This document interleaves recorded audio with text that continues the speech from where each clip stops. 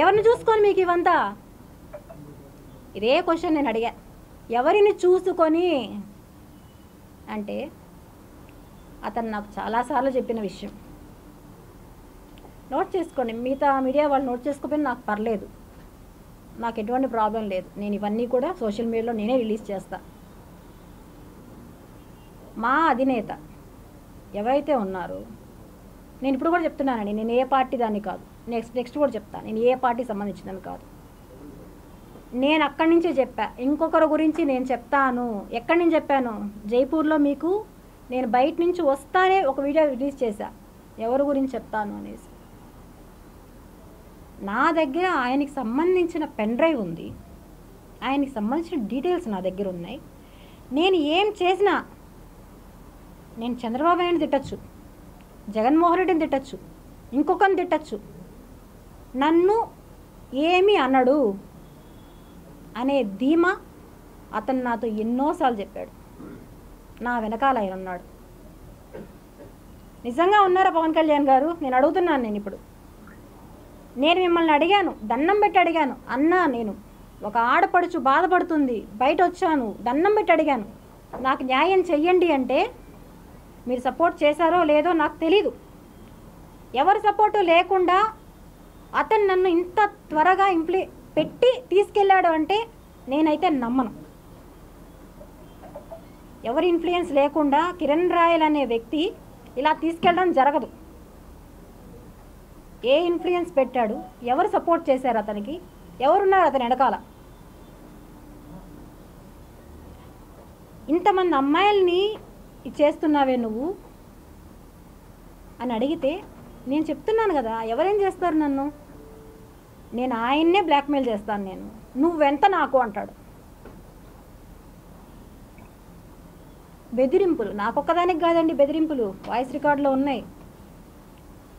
నా photo morphing చేసి ఇంకొక అమ్మాయి వదులుతాను నేను ప్రెస్ మీట్లో. నువ్వు నా పైన కంప్లైంట్ చేస్తావంటే నేను వదులుతాను ఈ ఫోటోని.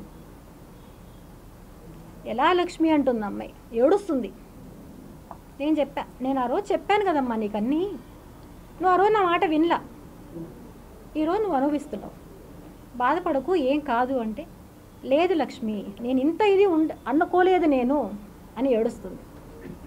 ఇక్కడ ఇంకొక విషయం కూడా అండి, నాకు సార్ వాళ్ళు చెప్పారు ఇంతకుముందు, ఎవరు ఉమెన్ గురించి మాట్లాడకూడదు మేడం అనేసి. నేను ఎవరి గురించి తప్పుగా మాట్లాడడం లేదండి, ఇక్కడ వాస్తవాలు చెప్తున్నా, వాస్తవాలు మాత్రమే చెప్తున్నా. కిరణ్ రాయల్ గారిని నగరికి అరెస్ట్ చేసి తీసుకెళ్లారండి, అందరికీ తెలుసు. తీసుకెళ్ళినప్పుడు పిచ్చిదానిలాగా నేను వెనకాల పరిగెత్తాను. వాళ్ళ కారు మా అపార్ట్మెంట్లోనే ఉండింది, పిచ్చిదానిలా పరిగెత్తా వెనకాలే. ఎవరో ఫోన్ చేయాల, వాళ్ళ వైఫ్ వాళ్ళ కూతురు ఫోన్ చేసి డాడీని తీసుకెళ్ళిపోయారా ఆంటీ, ఇమ్మీడియట్గా రండి అంటే పరిగెట్టా వెనకాల.